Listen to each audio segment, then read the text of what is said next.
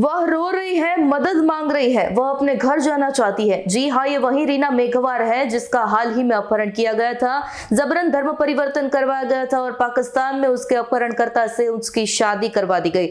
Nobel पुरस्कार विजेता मलाला यूसुफजई ने हिंदू लड़कियों के खिलाफ इस तरह के अत्याचारों के बारे में कभी एक शब्द भी नहीं कहा। संयुक्त राष्ट्र भी सो रहा है। वीडियो सोशल मीडिया पर वायरल है।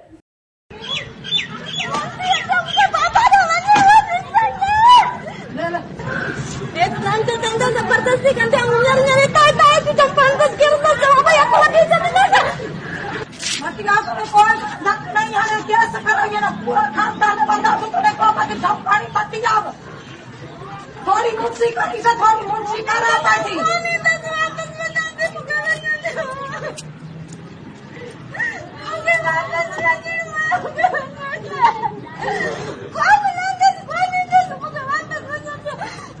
અમારી તમામ માહિતીથી અપડેટ રહેવા માટે જોડાયેલા રહો S9 ન્યૂઝ સાથે।